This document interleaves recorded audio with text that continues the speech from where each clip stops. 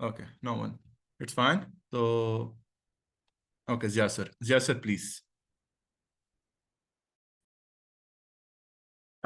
Palestinian issue पे मतलब बात तो बहुत लंबी भी हो सकती है, छोटी भी हो सकती है। अब इसको आप किस नज़र से देख रहे हैं और कितना टाइम है, ये बात है। लेकिन कहने का मकसद ये है कि ये एक इसको अगर सिंप्लीफाई करना चाहें तो आजकल जो फलस्तीन जो जमीन का टुकड़ा है, वो उसको इसराइल नामी एक कॉलोनाइजर ने कॉलोनाइज किया हुआ है। अब कॉलोनाइजेशन विद इन इटसेल्फ एक पूरा थ्योरी है। तो अगर आप स्टार्ट करें तो 1914 में फर्स्ट वर्ल्ड वॉर हुई, उसके अंदर इन्होंने जिहाद का ऐलान कर दिया ऑटोमन्स ने। उसके बाद ब्रिटेन से उन्होंने शरीफ ऑफ मक्का के साथ मुआहदा किया कि भाई हम आपको पूरे अरब का हुक्मरान बना देंगे। उसके बाद 15 में उन्होंने ये अच्छा जाइन ज्यूज जो थे वो पूरी दुनिया में फैले हुए थे, उनकी कोई पॉलिटिकल एंटिटी नहीं थी। तो 1890 में थ्योडर हर्जल ने एक सोच पेश की जायनिज्म की। और ये लोग सारे सेकुलर थे, एथियस्ट थे। और इन्होंने कहा कि जो सारी दुनिया में पिट रहे हैं, हमारी कोई पॉलिटिकल एंटिटी नहीं है, तो हम जो है वापस अपनी लैंड की तरफ जाते हैं। ये लोग मेजर यूरोप अमेरिका में थे, और यूरोप में जितने थे वो तो आधे तो हिटलर जो है वो खत्म कर चुका था। खैर, तो ये 1890 की बात है, हिटलर बहुत बाद में आया। तो उस वक्त उन्होंने ये आइडिया पेश किया कि ये ये फलस्तीन की जो जमीन है अरबों की, जो हम कहते हैं जहाँ पे इनके दो प्रोविंसेस थे पहले, ऊपर नॉर्थ में इसराइल और नीचे जूडिया।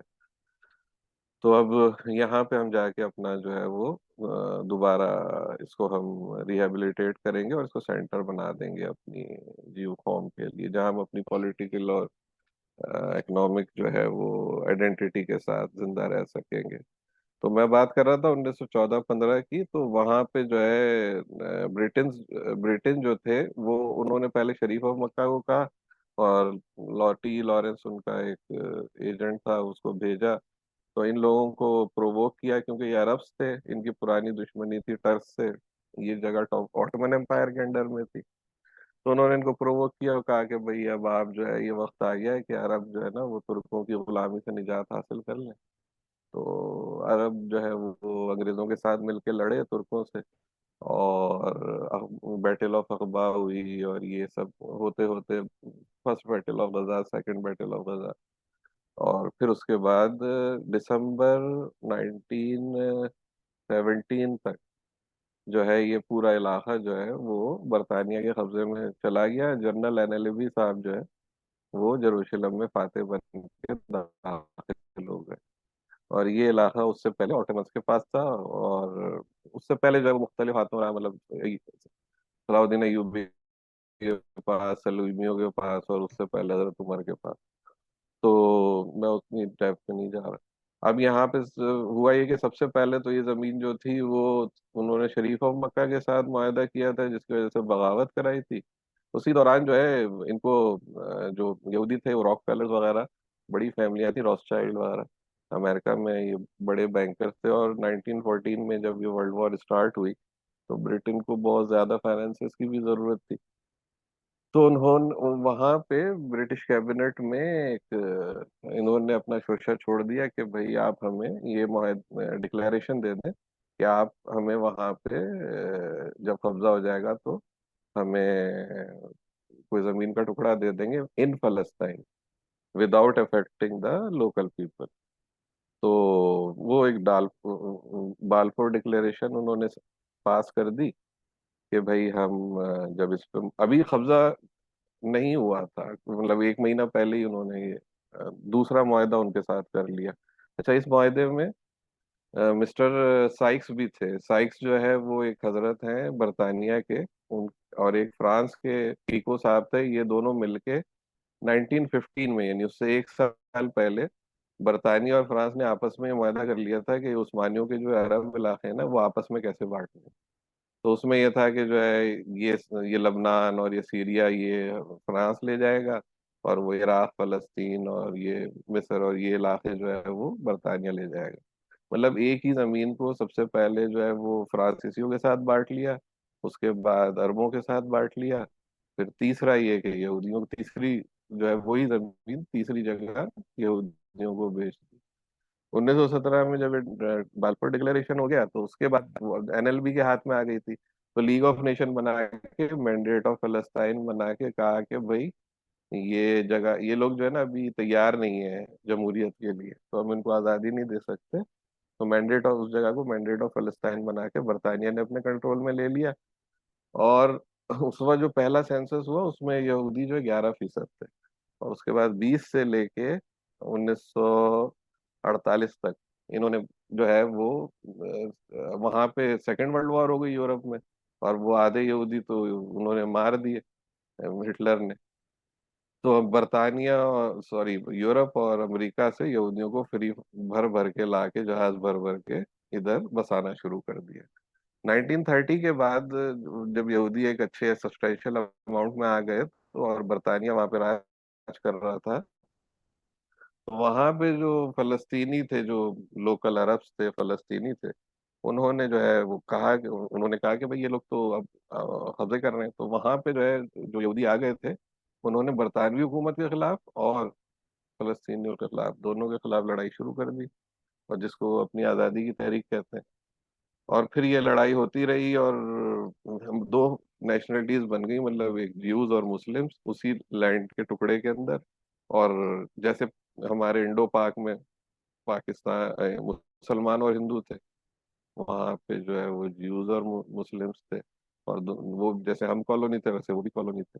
उसके बाद 47 में एक डेलीगेशन भेजा यूनाइटेड नेशन, नया नया यूनाइटेड नेशन बना, सेकेंड वर्ल्ड वॉर खत्म हुई।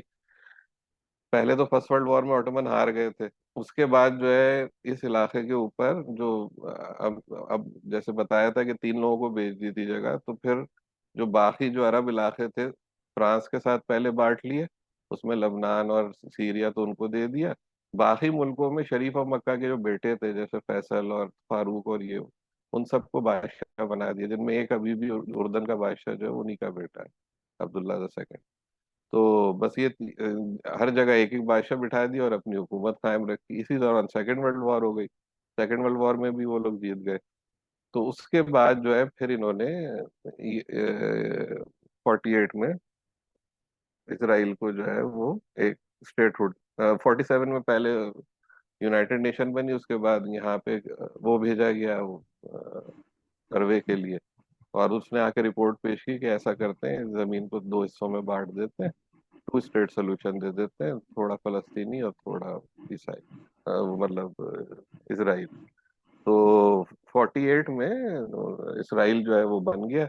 और Jerusalem was the capital of Palestine, और जो तेल अवीव जो पहले हैफा नाम था उसका, it was the capital of Israel. लेकिन 48 में फिर ये उस वक्त जो है जो 5 अरब ममालिक थे, उनकी अपनी कोई फौज नहीं थी। उनकी फौजें तो या तो बरतानवी फौज थी, उनके सारे जनरल बरतानवी थे। जैसे इवन 47 में जब हमारी कश्मीर वॉर हुई थी, तो इंडिया और पाकिस्तान दोनों के आर्मी चीफ ब्रिटिश थे और उन्होंने लड़ने से इनकार कर दिया था। तो वैसे ही जो है इनकी 5 अरब ममालिक नाम के बादशाह तो जो भी थे, इनकी फौज बरतानवी थी।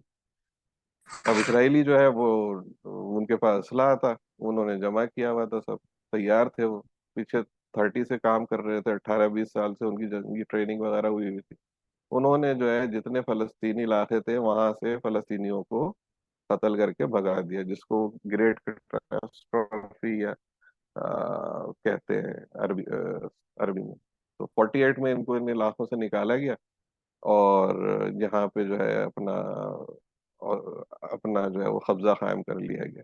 लेकिन 48 में कम से कम ये हुआ कि जो जॉर्डन रॉयल जॉर्डेनियन आर्मी थी उसने यरूशलेम जो है वो बचा लिया।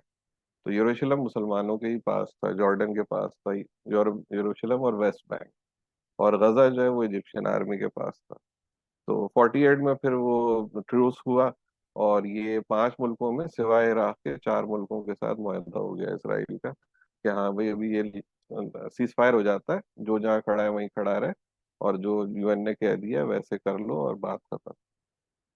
उसके बाद 50, उसके बाद फिर ये जमाल अब्दुल नासिर साहब, उसके बाद अब जब अरबों ने देखा कि ये बादशाह तो कुछ करते नहीं, फौज जो है वो गोरे हैं, तो फौज के अंदर ही से जो है वो एक नई क़यादत सामने आई, इराक में, लीबिया में, मिस्र में।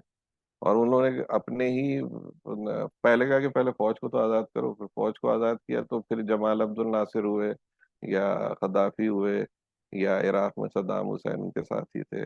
तो ये लोग एक और, ये सेकुलर्स थे, इन्होंने जो है वो अपनी फौज के अंदर बगावत करके अपने बादशाह को भगा दिया। तो मिस्र, अब ये जो जमाना है 50-52 का, ये अरब नेशनलिज्म का जमाना है कि अब अरबों ने कहा कि अब हम, इस्लाम तो मतलब पहले भी नहीं था, लेकिन ये कि वो उन्होंने अरब नेशनलिज्म के नाम पे अरबों ने जमा किया अपने आप को और तैयारी की इसराइल को हराने के लिए। लेकिन 67 के अंदर सॉरी 52 के अंदर ये बात हो रही थी, इन सारे मुल्कों में फौजी हुक्मरान आ रहे थे, और फिर उन्होंने नारा दिया, Jamal Abdul Nasser was a very charismatic personality. तो उसने जो है अरबों को जमा किया एक झंडे के तले, और उसने कहा कि मैं इनको हराऊंगा। तो उसने पहले तो अपनी स्विस, जो नहर स्विस थी, स्विस कैनाल, उसको आज़ाद कराया 54 में। लेकिन और मुआहदा हो गया ब्रिटिशर्स के साथ कि आप अपनी आर्मी यहाँ से ले जाए। लेकिन ब्रिटिश, फ्रांस और इसराइल ने मिलकर खुफिया मुआहदा किया, और 56 में इजिप्ट पर अटैक कर दिया। और ब्रिटिश और फ्रांस की आर्मी जो है वो इजिप्ट में उतर गई। लेकिन उस वक्त जो है ये जो रूस और अमेरिका थे, उनको इस चीज की भनक नहीं दी गई थी इन तीन मुल्कों की तरफ से। नया नया यूनाइटेड नेशन बना था, चर्चिल और ये बरतानिया को अपना वही खुमार था कि हम तो ब्रिटिश एम्पायर हैं और कोई मसला नहीं, देख लेंगे, फ्रेंच एम्पायर ये वो। लेकिन फिर बरतानिया और रूस ने इनके नट टाइट कर दिए कि भाई अब आप तो नहीं कर सकते इस तरह, और ये सख्ती कर दी। और फौरन जो है यूनाइटेड नेशन का मुआहदा हुआ और फौज वापस बुलानी पड़ी। तो उस मकसद, इसमें कोई पॉइंट ये कि इजिप्ट का कोई ऐसा रोल नहीं था। जो अमेरिका था वो इन दोनों को बताना चाह रहा था कि now you are not the super power, I am the super power. तो उन्होंने इनको बाहर फिट करके यहाँ से हटा दिया। यस, अब एग्जैक्टली। हुआ ये कि, हाँ, तो उसके बाद फिर ये हुआ कि ना, जमाल अब्दुल नासिर साहब हीरो बन गए इस वजह से। और फिर उन्होंने जो है पहले अमेरिका से वो डैम बनाने के लिए पैसे लेना चाहे, फिर मना कर दिया, फिर रूस से लिया, चेकोस्लोवाकिया से असलहा लिया, मिग 23 लिए, इसी तरह इराक ने तैयारी की। इसी दौरान वहां पे बशारुल असद आ गए थे। यही जो फौजी बगावतें हुई सीरिया में, बशारुल यस, असद के यस। वालिद हाफिजुल असद वो आ गए थे। तो बस उन्होंने जो है सीरिया और इजिप्ट ने मिलकर तय किया कि अब हम ऐसा करते हैं कि इसको अटैक करते हैं। लेकिन इनकी जो आर्मी थी वो पहले से तैयार थी। उन्होंने उनके अटैक करने से एक दिन पहले जो है अटैक करके इनकी पूरी एयरफोर्स को खड़े खड़े खत्म कर दिया, एयर कवर ईद ही के खत्म दिन। कर दिया। नहीं, ईद के दिन वाली अगली वॉर है वो, ये ओके, ओके, 67 है। ओके, हाँ, ओके, ये ओके। 6 डेज वॉर है, ये 6 डेज वॉर है। इन वॉर्स को अरब इसराइल वॉर इसलिए कहा जाता है क्योंकि अभी फलस्तीन की बात ही नहीं हो रही। या अरबों ने इस चीज को टेक अप कर लिया था। तो फलस्तीन का तो नाम ही नहीं था कि फलस्तीन होगा या नहीं होगा। उन्होंने कहा था ये तो यरमों का इलाका है। जो ईस्ट का इलाका है वो जॉर्डन का है, जो नॉर्थ का इलाका है वो सीरिया का है, जो वेस्ट का इलाका है वो इजिप्ट का है। तो फलस्तीन का तो कोई काम ही नहीं था, और बस जेरूशलम नाम का होना चाहिए बीच में। तो एंड ये अरबों दैट के वाज सारे ही बैठे हुए थे। And that was Arab nationalism, not for Islamism and हाँ, दैट। नहीं नहीं नहीं, ये है नहीं, ये था ही नहीं, ये उस वक्त तक अरब नेशनलिज्म ही था। और ये या बहुत ताकतवर था, और इसमें जो है जमाल अब्दुल नासिर और इराक, सीरिया और जो इजिप्ट है वो एक मुल्क बन गए थे। या इस इराक और, हाँ, मतलब इराक और सीरिया एक मुल्क बन गए थे, और ये तीन मुल्क एक होने वाले थे। तो खैर, कहने का मकसद ये है कि बहुत बड़ा टाइम था, लेकिन उसमें 67 की वॉर ने जो है पूरी गेम चेंज कर दी। उसमें 6 डेज में उसने 5 मुल्कों को हराया, और प्रीएम्प्टिव स्ट्राइक करके पूरी एयरफोर्सें तबाह कर दी सीरिया और इजिप्ट की। बगैर कवर के ये लड़ नहीं सकते थे। और इसराइल ने जो है यरूशलेम पे भी कब्जा कर लिया, और वेस्ट बैंक पे भी कब्जा कर लिया, और जो आज आपको नजर आता है वो 67 के वॉर का ही नतीजा है। इसीलिए हमेशा हर मुल्क यही कहता है कि 67 से पिछले पहले वाले बॉर्डर पे चले जाओ, जो भी हमारा मुतालबा है वो यही है। तो 67 के बाद जो है वो, जब ये इनके पास कमांडिंग पोजीशन आ गई, उसके बाद 70, उसके बाद फिर जो है ये जो जमाल अब्दुल नासिर जो है वो इतने दिल हार गए, वो अगले साल उनका इंतकाल हो गया। उसके बाद सादात आए। और सादात जो है उन्होंने जो है वो पहला काम तो ये किया कि असला जमा किया, और फिर इन्होंने और सीरिया ने दोबारा मिलकर अटैक किया योम कपूर। अब वो वाली बात है, ईद के दिन वाली जंग 73। तो 73 में पूरा अरब वर्ल्ड, जिसमें शाह फैसल भी शामिल थे, उन्होंने तेल बंद कर दिया, और मुसलमानों ने फुल जोर लगा के उनके ईद के दिन हमला करके उनको हैरान कर दिया मतलब।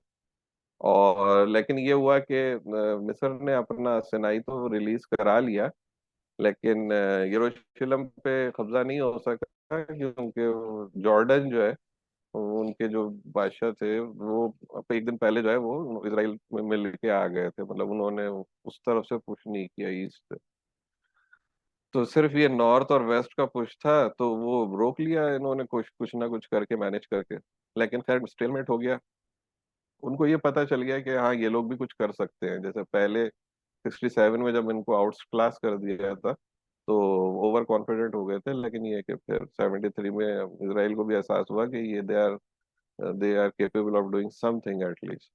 तो खैर उसके बाद 73 के बाद Egypt was the first country जो कि अरब लीग से निकल के, मतलब अरब लीग से उसको निकाल दिया गया, क्योंकि उसने अपने सारे कर्जे माफ करा लिए इंटरनेशनली, जैसे हम पे आजकल कर्जे हैं ना, वैसे उस पर बहुत थे। तो उसने अपने सारे कर्जे माफ करा लिए, और फिर उसके बाद इसराइल उसने को जो है ना एक्सेप्ट कर लिया, इसराइल को एक्सेप्ट कर लिया। और जिसकी बेस और पर अनवर इसराइल को सादात एक्सेप्ट, को डेथ भी मार भी दिया गया हाँ, था। फिर उस वक्त जो है अफगान, जो बेसिकली दुनिया भर में मुसलमानों की तहरीकें हैं, उसके अंदर मौलाना मौदूदी, हसन बन्ना, और इनकी सैयद इनकी कुतुब। तहरीक है अखवानुल मुस्लिम। हाँ, सैयद कुतुब भी, हाँ, ये अखवानुल मुस्लिमून, ये एक ही तंजीम है या बेसिकली, या आइडियोलॉजिकली। तो इसकी तुर्की में भी है, ये इजिप्ट में भी है, ये फलस्तीन में भी है, लबनान में भी है, पाकिस्तान, इंडिया, हर जगह ये बेसिकली मौलाना मौदूदी की फिक्री तहरीक है, जो कि मुख्तलिफ सूरतों में जाहिर हो रही है।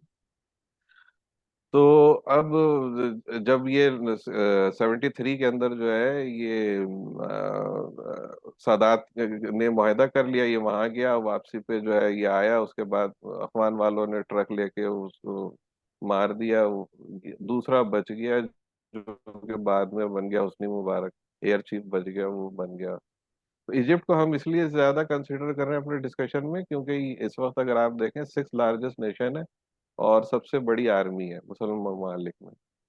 तो इस वजह से हम इसकी इतनी ज्यादा बात कर रहे हैं। सेकंड जो सीरियन है, तो कहने का मकसद ये कि जब जैसे ही ये इन्होंने बैक स्टेप किया, तो उसके बाद जो है इनको होश आया फलस्तीनियों को कि भाई, कि वैसे तो 64 में ही आ गया था, लेकिन 67 के बाद जो है पीएलओ जो है यासिर अरफात साहब ने जो अलग से अपनी तंजीम बनाई और फलस्तीन के मसले को सामने लाए, कि भाई आप अरबों का मसला नहीं है, ये फलस्तीन का मसला है। तो पहली दफा फलस्तीन लफ्ज जो सामने 68 में ऑफिशियली ये इनॉग्रेट हुआ, इसमें चार पांच तंजीमें थी, जिनमें सबसे बड़ी तंजीम अल फतह है, जो कि यासिर अरफात की थी।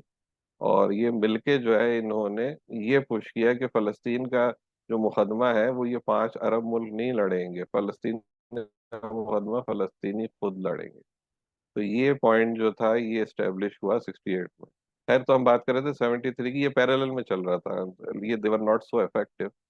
लेकिन 73 के बाद जो है, जब मिस्र इनके साथ मिल गया, मतलब मुआहदा हो गया, इसराइल को मान लिया, तो उसके बाद ये फलस्तीन पीएलओ सामने आ गई। पीएलओ ने जो है, अब हुआ ये कि ये जितने भी फलस्तीनी थे, आपको ये जैसे पता अभी समझ आ गया होगा कि 48 से 73 तक it was not a Palestinian issue, it was Arab issue. तो why it was because it was Arab issue, तो जितने भी ये फलस्तीनी जिनको नकबा यानी 48 में निकाला गया था, ये सारे कहाँ गए? मतलब इंसान थे ना, गायब तो हो नहीं सकते। तो ये सब जो है वो कुछ मिस्र की तरफ चले गए, कुछ जॉर्डन में चले गए, और जॉर्डन में इतने ज्यादा चले गए कि जॉर्डन की अपनी आबादी जो है वो अकलियत बन गई। तो जॉर्डन में जॉर्डेनियन से ज्यादा फलस्तीनी थे।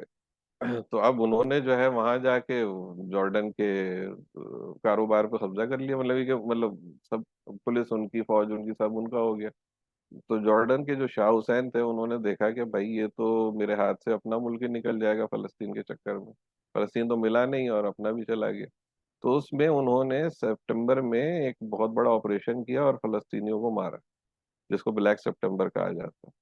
तो उसमें जॉर्डेनियन आर्मी ने जॉर्डन के अंदर फलस्तीनियों को मारा और उनको वहां से भगाया। अब वो बेचारे भाग के फिर वेस्ट बैंक में आ गए। तो अब उसके बाद अब ये लोग जो थे, इन्होंने फिर 72 में म्यूनिख में जब इसराइल की वो गई टीम, तो उनके सारी टीम को कब्जा कर लिया। इसके अलावा 3 जहाज हाईजैक किए और वो लाके और अमान एयरपोर्ट पे खड़े कर दिए और लोगों को बाहर निकाल के उड़ा दिए। तो इस तरह के बहुत सारे और ये जो लोग भी ये काम कर रहे थे, देवर सेकुलर्स और देवर मतलब इस्लाम के नाम पे नहीं, फलस्तीन की आज़ादी के लिए ये सब किया जा रहा था। तो उसके बाद ये ब्लैक सितंबर और फतह और इनका फिर आपस में चलता रहा। और उसके बाद फिर नेक्स्ट ये हुआ कि यासिर अरफात को 94 में कहा गया कि भाई अब आप आके जो है हमसे मुज़ाकरात कर लें। और पीछे से ओस्लो में उनका मुआहदा हुआ और 94 में मुआहदा हो गया कि जी यासिर पीएलओ ने इसराइल को तस्लीम कर लिया एज अ मुल्क, और इसराइल ने फलस्तीनी मसले पे पीएलओ को नुमाइंदा ऑर्गेनाइजेशन कर लिया। यानी कि ये अजीब सा मुआहदा है कि एक ने दूसरे को एज अ मुल्क तस्लीम किया है, लेकिन इसराइल ने जो पीएलओ को तस्लीम किया है वो not as a Palestinian state but as the sole representative of Palestinian people, there is a difference. तो ये मुआहदा हुआ और कहा कि ठीक है आगे हम बात करेंगे। जब ओस्लो मुआहदा हो गया उसके बाद फलस्तीन अथॉरिटी इस्टेब्लिश हुई और गजा और वेस्ट बैंक में फलस्तीन अथॉरिटी बना दी गई। अब फलस्तीन अथॉरिटी जो बना दी गई तो इसराइल ने तो पहले से ही ये सोचा हुआ था, और उसका आगे भी उसकी हरकतों से ही पता चला कि वो ये चाह रहा था कि कोई ऐसी एंटिटी बन जाए जो टूथलेस हो और जो इन लोगों को इस इलाकों में कैदी बना के रखे। मतलब एक इसराइल का ही एक आर्म बन के रहे, एज सेकंड ग्रेट सिटीजन इन इलाकों में ये लोगों को संभाल के रखे। तो उसके बाद जो है ये 2000 में गए यासिर अरफात दोबारा 5-6 साल बाद कि भाई ये तो जो आपने कहा था वो तो हुआ नहीं। तो अच्छा 87 में, इससे पहले इंतफादा हो चुका है याद रखिएगा, जिसकी वजह से मुआहदा हुआ है। तो उसके बाद जो है जब ये दोबारा 2000 में गए कि भाई ये मैं तो हमारे साथ तो धोखा हो गया, तो उन्होंने कहा नहीं बस यही है, आपको चाहिए तो रख लें वरना कोई मसला नहीं। तो उसके बाद उन्होंने वापस आके सेकंड इंतफादा किया यासिर अरफात ने, बट वो समझ रहे थे कि मैं इसको कंट्रोल कर लूंगा।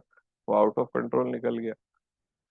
और फिर उसके बाद इवेंचुअली इसराइल ने उनको भी असैसिनेट कर दिया। लेकिन मसला ये हुआ कि इस दौरान जो है जब फलस्तीन अथॉरिटी कायम हुई तो शेख यासीन जो थे हमास के, एक और तंजीम जो है वो अंडर डेवलप हो रही थी। तो जब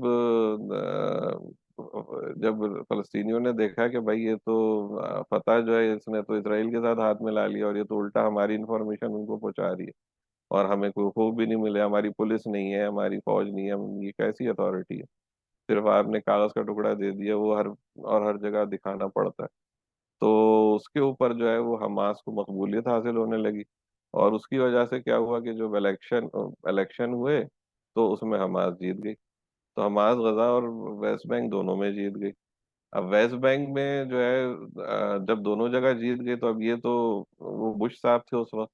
तो महमूद अब्बास ने कहा था कि जो है भाई अभी नहीं कराओ इलेक्शन, लेकिन कराने पड़े, और वो जीत गए। अब जीत गए तो इसराइल ने उसको मानने से इनकार कर दिया मार्च के रिजल्ट को, और कहा कि आप पहले इसराइल को तस्लीम करें और आप पीएलओ की तरह हो जाएं तो हम आपको पर फलस्तीन अथॉरिटी का वो बनाएंगे। तो वहां पे जो है हमास ने मना कर दिया, और फिर उसके बाद क्या हुआ कि पीएलओ और हमास को आपस में लड़ा दिया गया। तो फिर दोनों जगह मैसेकर हुए। वेस्ट बैंक में जो है पीएलओ ने फतह ने इसराइल के साथ मिलके हमास को खत्म कर दिया, और गजा में हमास ने पीएलओ को खत्म कर दिया। तो उसके बाद 2006 के बाद 2007-8 में इसराइल ने इसके साथ मिल गजा को जो है वो बिल्कुल ओपन एयर प्रिजन बना दिया। मतलब अब वहाँ ना कोई जा सकता है ना आ सकता है, जो वहाँ पैदा हुआ वो वहीं रहेगा वहीं मरेगा। और जो वेस्ट बैंक है उसके अंदर ये महमूद अब्बास को पपेट बिठा के वो मैनेज कर रहे हैं। तो अब हमास जो है इसके अलावा एक तीसरी एंटिटी इसी दौरान जिसको जो हमारे तस्करे में रह गई है, वो है लेबनान।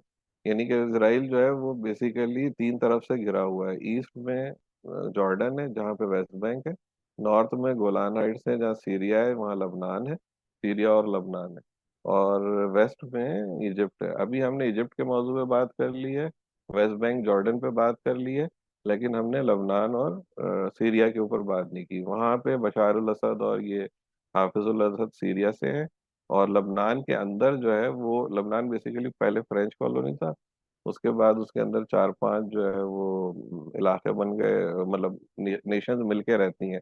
वहाँ पे मैरोनाइट क्रिश्चियंस भी हैं, वहाँ पे ईसाई भी हैं, वहाँ मुसलमान भी हैं, मुसलमानों में सुन्नी भी है, शिया भी है। तो उनके यहाँ ये होता है कि उन्होंने आइन बना लिया कि वो कोई एक आर्मी चीफ बन जाएगा, एक सदर बन जाएगा, एक वजीर आजम बन जाएगा, इस तरह करके उन्होंने आपस में बांट लिया था। लेकिन वहां पे ये हुआ कि बैरूत, आपको पता है वो पेरिस था वहां का, तो वहां पे भी इसराइली जो है वो घुस गए थे लबनान के अंदर। तो वहां पे उस जमाने में 79 में नया नया इनकलाब आया था इधर ईरान। ईरान में। हाँ, और ईरान से जो है ईरान में बेसिकली दो तरह की फौज है, एक आर्मी है और एक दूसरी रेवोल्यूशनरी गार्ड है। उनका जो इमाम खुमैनी साहब का जो नजरिया है, उसमें वो कहते हैं कि दो दो सरहदें हैं, एक फिजिकल सरहद है, एक नजरियाती सरहद है। जो फिजिकल सरहद है उनके लिए ईरानियन आर्मी है, और जो नजरियाती सरहद है उनके लिए रेवोल्यूशनरी आर्मी है।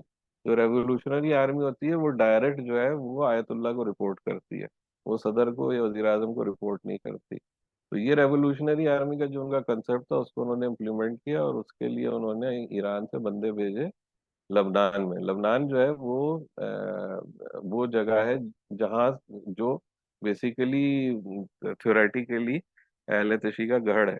मतलब ईरान में भी एक तरह से जो ये आइडियोलॉजी आई थी वो लबनान से ही आई थी, लबनान और नॉर्दर्न सीरिया से। तो कहने का मकसद ये है कि वहाँ पे उनके फ्रंट उनके वो थे मतलब आइडियोलॉजिकल पुलिस थे, तो उन्होंने वहां पे अपने बंदे यहाँ से ईरान से भेजे फाइटर, जो बाद में हजबुल्ला बन गए। लेकिन जो सबसे बड़ी बात यह है कि इसराइल जब घुसा लबनान में, और इन्होंने अपनी फौज भेज दी थी अमेरिका और बरतानिया ने, वो जैसे इनका तरीका है कि वो जाके पहले वहां पे बैठ जाएंगे, उसके बाद इसराइल को दे के खुद हट के आ जाएंगे, जैसे उन्होंने दूसरे मुल्कों में किया, दूसरी जगहों पे किया ना इसराइल के अंदर ही। तो ये भी उनको यही प्लान उनका लबनान के लिए था। लेकिन वहां पे क्या हुआ, पहली दफा यूएस की सरजमीन पे एक यूएस के सबसे ज्यादा मरीन जो यूएस से बाहर मरे हैं वो इस हमले में मरे हैं। उन्होंने ट्रक भरा और ले जाके मार दिया मरीन्स के ऊपर। तो उसके बाद जब और ये 80 79 80 की, मैं एग्जैक्ट ईयर भूल रहा हूँ, आप चेक कर लीजिए। तो वहां पे फिर ऐसा हुआ, पहली दफा इसराइल ने कोई इलाका खाली किया, that was the south Lebanon जैसे वाले कब्जा करने के बाद। तो बस ये हो गया, उसके बाद हजबुल्ला इस रोल में आ गया। तो अब तीन तरफ से हमले हो रहे हैं, और ये तीनों तरफ जो है इन तीनों की अपनी अपनी हिस्ट्री है। थैंक यू, बस मैं ये सर, कह रहा ओके। था। हाँ। Thank you very much, thank you very much, you presented every point, और आप बहुत ब्रीफ रहे और आपने स्पेसिफिकली बयान कर दिया। Okay, conclusively I tell you some guys, some things bro, कि अरब स्प्रिंग के अगर आप वॉर्स देख लेना, या अगर आप पैलेस्टीन इशू देख लें 1967 में और उसके बाद भी, सो आपको एक बहुत बड़ी जो एक प्रॉब्लम नजर आती है ना, द मेन थिंग, वो आपको नजर आता है द इन ताज़ा खुदाओं में बड़ा सबसे वतन। ओके, सो आपको एक एक नजर आता है नेशनलिज्म, राइट? और ये नेशनलिज्म कौन सा था? ये वही नेशनलिज्म था that causes the end of, and आप कह नहीं सकते ऑटोमन्स पहले भी वीक थे, लेकिन अरब नेशनलिज्म ही की बेस थी कि अरेबियंस ने बेट्रे किया था ऑटोमन्स को ब्रिटेन का साथ देके। Okay, so that's how much what we guys say dangerous और filthy the concept and philosophy of nationalism is. Okay, कि नया खुदा इन ताजा खुदाओं में बड़ा सबसे वतन। Okay, so Arab spring wars, that was because of that was not a Palestinian or Islamic issue, that was an issue with the Arabic or the Arab nationalism।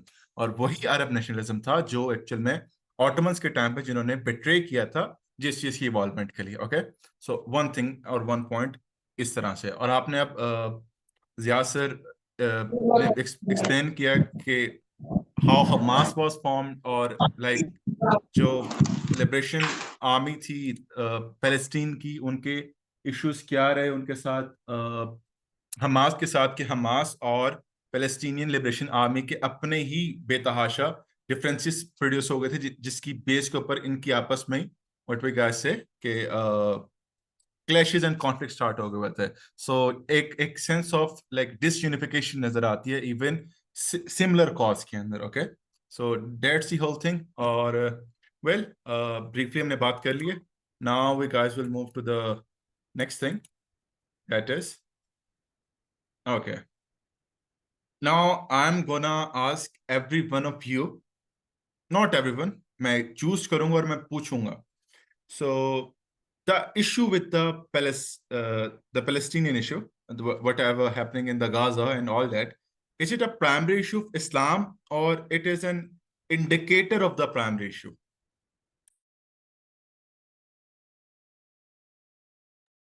Who is gonna answer me? क्या Palestinian issue primary issue of Islam है कि ये indicator है primary issue का? Anyone? Okay. Farhan Ilyas, you are going to answer. Palestinian issue, is it a primary issue of Islam or is it an indicator of the primary issue? Farhan, you with us? Okay. हाँ जी बिल्कुल। Okay. जहाँ तक मेरी understanding है, या मैं थोड़ा सा अभी फिलहाल बाकी ब्रीफ डिस्क्रिप्शन तो वैसे भी जिया भाई ने और आपने दे दी है। Okay. मुझे जहाँ तक ये लगता है ये प्राइमरी इशू नहीं है इस्लाम का। Palestinian issue is just a political issue now days. मतलब प्रीवियसली जो भी स्टोरीज थी वो एक और है, लेकिन अभी करंट जो एक्टिविटी परफॉर्म हुई है हमास की तरफ से is just a political attempt. इसके अलावा और कुछ नहीं है। Okay. It is, do you think ये इंडिकेटर है प्राइमरी इशू का? पर नॉट एग्जैक्टली, सॉर्ट ऑफ कहा जा सकता है। ओके, ठीक है, good opinion. Ziya sir, do you want to add something कि पैलेस्टीनियन इशू क्या प्राइमरी इशू है इस्लाम का और it is an indicator of the primary issue? What you think? देखिए,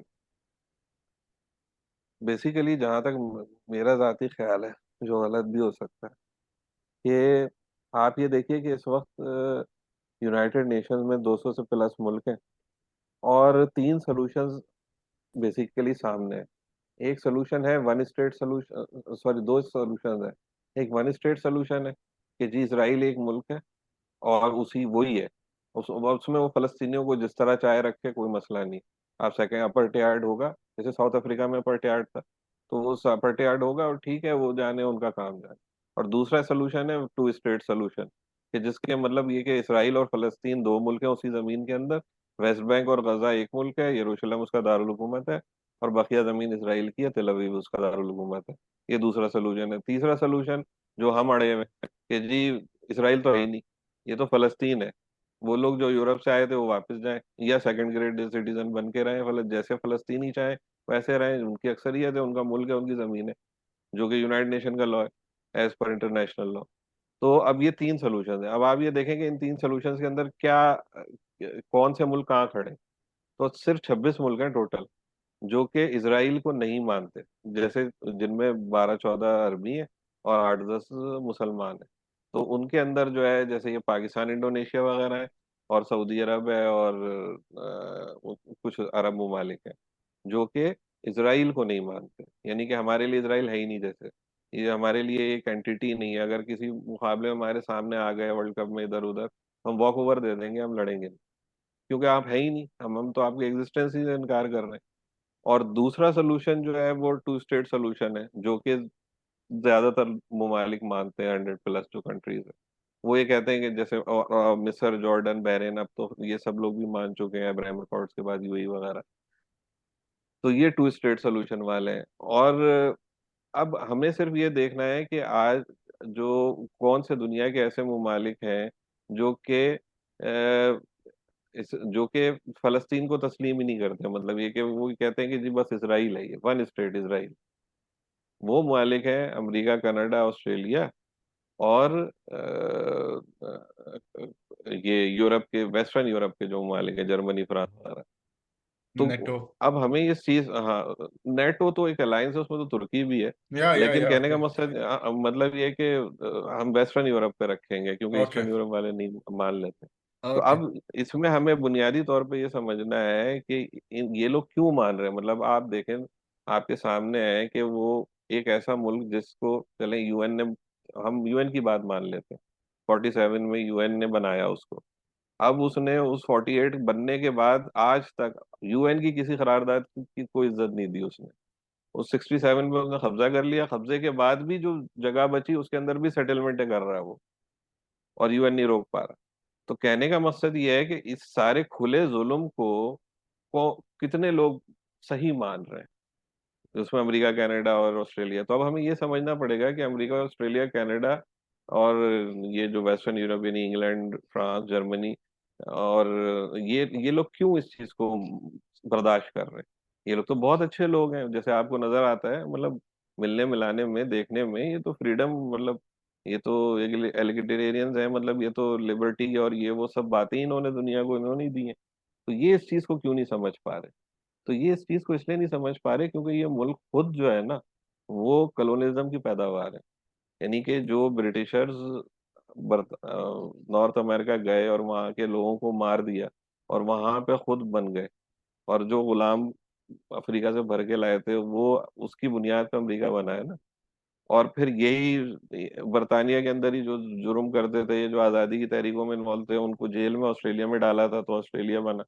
तो उनके लिए ये चीज मैटर नहीं करती कि आप किसी जगह जाएं और वहां के लोगों को मार दें, और वहां पे जो है खुद उनका झंडा लेके खड़े हो जाएं और कहें कि आज से ही हमारा है। ये चीज उनके लिए बुरी नहीं है। तो जो कोर आइडियोलॉजीज के पीछे है वो कलोनियलिज्म है, और कलोनिज्म को सही समझना है। तो it is not about liberty, और इट्स नॉट अबाउट वो जो बेसिक कोर प्रिंसिपल है जिसको वो सही समझ रहे हैं, और अपनी हजार आजादियों के बावजूद भी सही समझ रहे हैं। वो ये है कि आप किसी की जगह जाएं, उसको कब्जा करें, वहां के लोगों को मार दें। और मतलब वो आप अगर देखें, उन्होंने फलस्तीन को खत्म कर, मतलब हिस्ट्री से मिटाने के लिए कितनी कोशिशें की। वो किसी का कागज मिल जाता है, किसी को सिक्का मिल जाता है, किसी को पासपोर्ट मिल जाता है, वो बेचारे लेके दे घूम रहे। जबकि ये मैंडेट ऑफ फलस्तीन खुद मतलब सबको पता है कि ये, इसमें कोई, हम कोई झूठ तो नहीं बोल रहे, लेकिन कितनी सिस्टमेटिकली 50 साल लगा के उन्होंने, वो बोलते हैं कि जहाँ पे हम कब्जा किया हमने, वो जगह तो खाली थी, वहां तो फलस्तीनी थे ही नहीं। जबकि ये नख्बा इतनी बड़ी कैटेगरी, उनकी औलादें बैठी हैं घरों के सामने चाबियां लटका के, वो लोग हैं, पूरी फैमिलियां हैं, उनके ट्रीज हैं। तो पॉइंट हमें इस चीज को समझना चाहिए कि ये लोग इस हद तक, मतलब ये लोग कलोनियल फोर्सेस, या न्यू कलोनियलिज्म है ये। और इनके लिए ये मैटर नहीं, ये अपनी जो लिबर्टी और जो अपनी आज़ादी और जो भी ये बातें हैं ना, उससे वो सब जो है वो उस वक्त एप्लीकेबल होती हैं जब ये कब्जा करके वहां झंडा लगा देते और खुद उसके मालिक बन जाते हैं। उससे पहले ये नहीं सुनते कि भाई ये वहां पे कौन रहता था। अब नेटिव अमेरिकन को देखो, जब वो जेलों में डाला हुआ है उधर अमेरिका के अंदर, या एबोरिजिनल्स को, मतलब उनकी कोई बात ही नहीं है। तो आप एक एवरेज अमेरिकन जहन में, जो आपके जहन में आता है, गोरा बंदा आता है या काला आता है, वो रेड इंडियन तो नहीं आता ना। या तो वो खत्म कर दिया, मतलब आप खत्म कर दो, जहां पे भी जाओ वहां पे जाके खत्म कर दो, झंडा लगाओ, डंडा लगाओ और खड़े हो जाओ। और ये ओके है, इट इज ओके। तो इस जुल्म के खिलाफ जो है ना बात करना, वो जरूरी है। या तो हम लोगों को इसराइल को मानने में कोई टेंशन क्यों है? वो इस वजह से नहीं है कि ये, हमें ये मसला है कि कल को कोई मरीन यहाँ आ जाएगा और आके कहेगा कि भाई ये तो यहाँ पे तो सिंधी रहते ही नहीं थे, तो हम क्या करेंगे? या पंजाबी इधर रहते ही नहीं थे, यहाँ तो जी गोरे रहते थे। और इसको कॉन्स्टेंटली फाइट करना पड़ता है। हम लोग क्यों बच गए? हमारे साथ भी यही होना था जो एबोरिजिनल्स के साथ हुआ। हमारे जो पिछले थे वो मुसलसल लड़ते रहे, 1857 है और दूसरे जितने भी लड़ाई हैं, हजार गुलामी के बावजूद जहनी तौर पे भी, यानी देवबंद है, बरेली है, ये फरंगी महल है, ये सारी अदबी तहरीकें यहाँ पे मौजूद रही, रोशनी रुमाल, हमारे बड़े भी अदबी तौर पे भी लड़े हैं, अल्लामा इकबाल पैदा हुए, अगवानी पैदा हुए, तो ये सारे और फिजिकली भी लड़ते रहे, वो उधम सिंह हो, भगत सिंह हो, आजाद हो, कोई भी हो, तो लड़ाई जारी रही, और उसकी वजह से वो ये नहीं कर सके कि जो उन्होंने दूसरे कॉन्टिनेंट्स में या ये जो जैसे फलस्तीन में कर या रहे हैं। बिल्कुल। हाँ, तो आपके लिए आजाद, जैसे आजाद सोच की बात हो रही थी, सबसे पहली चीज है आजाद सोच, कि आप, हमारी जिद क्या है पाकिस्तान में, कि हिंदुस्तान का मुसलमान आजाद रहेगा बस, और कोई जिद नहीं है। वरना तो तरक्की करनी थी तो इंडिया से ज्यादा किसने तरक्की करनी, बस आपने आइन सेकुलर करना है, आइन सेकुलर हो जाएगा उस दिन आप में और इंडिया में कोई फर्क ही नहीं है। लेकिन पॉइंट सिर्फ इतना सा है कि हिंदुस्तान यहाँ पे अगर कायदे आजम और अल्लामा इकबाल और वो लोग मेहनत नहीं करते, तो हमारा भी अशर फलस्तीन वाला होना था, हम भी ब्रिटिश कॉलोनी थे, हमारे साथ भी जैसे उनके साथ ज्यूस थे, हमारे साथ हिंदू थे। अगर जब तल अवीव में झंडा लगा था तो यरूशलेम में भी फलस्तीनी खड़े होकर अपना झंडा लगा लेते, तो आज शायद बेहतर होते। लेकिन अगर अरबों के आसरे पे रहे, और अरब देखो अपने अपने पैसे लेके निकल गए, और वो बेचारे अभी पिट रहे हैं। तो यहाँ पे भी अगर कोई हम अफगानी ईरानियों के आसरे पे रहते, तो वो भी अपना अपना लेके निकल जाते, और हम आज भी पिट रहे होते हैं यहाँ बैठ। या या तो कहने का मकसद ये है कि हम पैरेलल इसलिए ड्रॉ कर रहे हैं समझने के लिए, हम किसी को बुरा नहीं कह रहे, हम सिर्फ ये समझ रहे हैं कि ये सेम चीज सेम टाइम ऑफ स्पेन में सेम जगह पे हुई, तो हम कैसे बच गए, मतलब ब्रिटिश जो हमारे पास थे वही उनके पास थे ना, जो बाल्फोर एग्रीमेंट जिन्होंने साइन किया, डिक्लेरेशन जिन्होंने दी, वही तो हमारे भी लॉर्ड थे ना, ये माउंटबेटन भी तो वही थे ना। तो हमें क्यों उन्होंने ऐसे ट्रीट किया, क्योंकि हमारे पास लोग थे, कायदे आजम थे, तो वो लड़े जाके, तो बात हुई, तो फिर उसके बाद हम बच गए। तो अब नेशनलिज्म जो है ना, वो आपकी बात सही है, नेशनलिज्म जो है वो इसके खिलाफ है ये, लेकिन नेशनलिज्म जो है उसको यूटिलाइज भी तो किया हमने। मैं सिर्फ एक थिंकिंग प्रोसेस के लिए बात करने के लिए बात कर रहा हूँ we can use that as कि a weapon, sir, right? हाँ, मतलब आइडियोलॉजी जो है ना, या पिस्टल जैसे, पिस्टल खराब नहीं होती, पिस्टल से आप बंदा कोई अच्छा भी मार सकते हैं, बुरा भी मार सकते हैं। तो आइडियोलॉजी जो है उसको उस वक्त उस मौके पे अपने फायदे के लिए इस्तेमाल करना, यही स्ट्रेटेजी है। या तो अगर आप देख रहे हैं कि आप एक यूनाइटेड नेशंस के दौर में रह रहे हैं, जब आप देख रहे हैं कि nationalism is the dominant philosophy आज के जमाने में, तो आप बजाय ये कि ट्राइबलिज्म को लेके आए या कुछ और चीजों को, नई चीजों को ट्राई करें, आप उसके अंदर रास्ता निकालें, आप आगे बढ़ें। और कोई ये लिखा हुआ थोड़ी कि नेशनलिज्म में ही रहना है आपने अगले 50 100 1000 साल, ऐसी कोई जरूरत थोड़ी है। लेकिन फिलहाल रास्ता निकल गया, आपको एंटिटी मिल गई। अब आप देखें दुनिया के टॉप 5 मुसलमान कंट्रीज कौन कौन से हैं आज की तारीख में? इंडोनेशिया, पाकिस्तान, बांग्लादेश, इंडिया और नाइजीरिया। अब इन 5 में से 4 कौन से, 3 तो हम ही है ना, इंडिया, पाकिस्तान और बांग्लादेश, है ना जी? तो 20-20 करोड़ है तीनों। अब आप बताएं, पिछले 70 साल की अगर तारीख लिखी जाएगी, तो उसमें हिंदुस्तान के मुसलमानों का तस्करा होगा, पाकिस्तान का तस्करा होगा, या बांग्लादेश का तस्करा होगा? कोई भी एक स्टूडेंट अगर लिखता है, post second world war till 9/11 एक तारीख लिखनी है किसी ने, उसमें क्यों हिंदुस्तान के मुसलमानों का तस्करा नहीं होगा? हमसे ज्यादा है, क्यों नहीं होगा? इसलिए नहीं होगा, अगर होगा भी तो वो हिंदुस्तान के तौर पे होगा, हिंदुस्तान के मुसलमानों का तस्करा नहीं होगा, या क्योंकि आपके पास एंटिटी नहीं है ना, आपके पास पॉलिटिकल एंटिटी नहीं है। आप, अब हमारा भले से अच्छा हो बुरा हो, लेकिन होगा। या कोई बंदा ये नहीं या कह सकता कि जो है ना, मैंने सेकेंड वर्ल्ड वॉर से 9/11 2000 की हिस्ट्री लिखी है और उसमें पाकिस्तान का तस्करा नहीं। आप हेनरी किसिंजर की किताब उठा लें, अ, वर्ल्ड आप ऑर्डर। किसी भी ओबामा की किताब उठा लें, आप कोंडोलीजा राइस की किताब उठा लें, आप बड़े से बड़े लीडर की किताब उठा लें, उसमें एक चैप्टर पाकिस्तान का होगा। किसी भी वजह से हो, अच्छे नाम से हो बुरे नाम से हो। क्यों? क्योंकि आपकी एंटिटी है। आप अगर कोई बंदा कोल्ड वॉर की हिस्ट्री लिखेगा from second world war to 1990, तो वो ये नहीं सवाल पूछेगा कि भाई इतना बड़ा मुल्क था जिसने अमेरिका को मुंह दिया हुआ था और मतलब खला में बंदा भेजा हुआ था 40 साल तक, तो वो खत्म कैसे हो गया? तो फिर वहां पे अफगान वॉर या आएगी, अफगान वॉर या आएगी तो पाकिस्तान का तस्करा आएगा। या तो कम से कम 5-6 मुल्क जो हैं, कजाकिस्तान, ताजिकिस्तान, उज्बेकिस्तान, इनकी जब भी हिस्ट्री लिखी जाएगी, तो ये 90 में जो आज़ाद हुए हैं, तो वो पूछेगा ना कोई पलट के कि भाई ये कैसे आजाद हो गए ऐसे खड़े खड़े, 50 साल तो इनके ऊपर सोवियतों ने राज किया, 70 साल सॉरी। तो कहने का मकसद ये है कि आपकी पॉलिटिकल आइडियोलॉजी जो है ना, उसको इस्तेमाल भी किया जा सकता है। और हमारी एग्जांपल आपके सामने, अच्छी हो या बुरी हो जैसी भी हो, हमारे पेज पे पासपोर्ट पासपोर्ट के पेज पे लिखा है कि ये इसराइल के अलावा हर जगह यूजेबल। किसी और मुल्क की हिम्मत है अपने हर पेज पे लिख दे ये, हमने तो लिखा हुआ है, भले से हम जो भी जिस हाल में भी हो। या तो पॉइंट ये है कि आइडियोलॉजी जो है उसको इस्तेमाल किया जा सकता है, एज अ वेपन। नेशनलिज्म, अच्छा, हाँ, एज अ वेपन। और या हमने किया आपके सामने। अब जो तारीख लिखेगी, अच्छा गलत जो भी होगा वो देखी जाएगी। Yeah I am not proud of our Pakistani character, ये मैं ये नहीं कह रहा।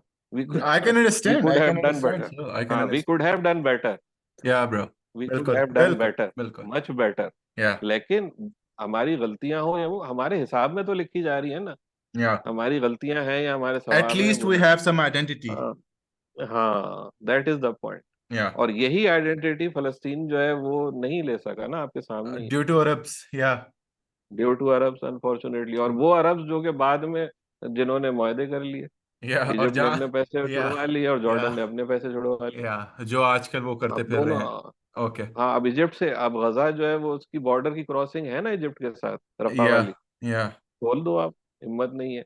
नहीं, बंद करके और रखी हुई है वेस्ट, सर। हाँ, और वेस्ट बैंक की भी आप खोल दो जो जॉर्डन के साथ है, वो नहीं खोल सकते। ओके क्यों? गुड। क्योंकि ये दोनों इसराइल को तस्लीम करके बैठे। या सो तो ओके, पॉइंट ये है। हाँ, Ziaso, तो बस Ziaso, प्लीज Ziaso. कंटिन्यू, हाँ, बस यही Okay. बात कर Well, रहा था। coming back to the question, is it a primary issue of Islam or it is an indicator of the primary issue? What do you think? Indicator ही तस्लीम करेंगे हम, तो Yeah, इंडिकेटर ही है। exactly. प्राइमरी इशू तो इस्लाम का primary issue जो है वो हर मुसलमान का प्राइमरी इशू है। Exactly, और हर yes. मुसलमान का प्राइमरी इशू जो है ना, वो सिर्फ फलस्तीन नहीं है, वो Yeah, ग्लोबल ऑर्डर है। yeah, जिसकी exactly. वजह से ये Exactly. फलस्तीन और इस जैसे 10 और कश्मीर, और मतलब हमारे नहीं, कोसोवो और दूसरे मुल्कों के भी कई, दूसरी कौमों के भी कई, यूक्रेन और दूसरी कौमों, दूसरे मजहबों, सब पूरी दुनिया में आग लगाई हुई है इस ग्लोबल ऑर्डर ने। Yeah, yeah, तो हम सिर्फ मुतासिर नहीं है। सोशल ऑर्डर जो है, जो हम बात कर रहे हैं कि इस्लाम देगा, तो वो इस्लाम सोशल ऑर्डर इसलिए नहीं देगा कि ये सब आगे जो है वो दोबारा लगे। हम तो ऐसा सोशल ऑर्डर देना चाह रहे हैं कि जिसके अंदर ये आगे बुझ जाए। yeah, exactly. So, who is responsible? Well, हमने conclusions तो निकाल लिए हैं. Zia sir, well, I think मैं Zia sir आपसे नहीं कहूँगा. Everyone, whoever is participating, write in the chat box what do you think, who is responsible for all this? Since after the Ottomans and the past history, you all uh, heard about that. Now, write what is your analysis and what is your conclusion. आप किसको जिम्मेदार ठहराते हैं आज के issue का, इस पहले जो आज एक हालतें बनती हैं?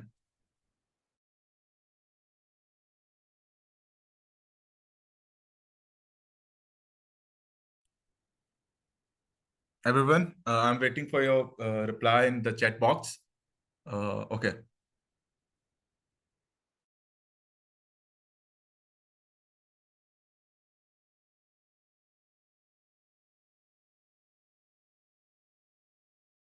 Now, global order, Arabs, on people.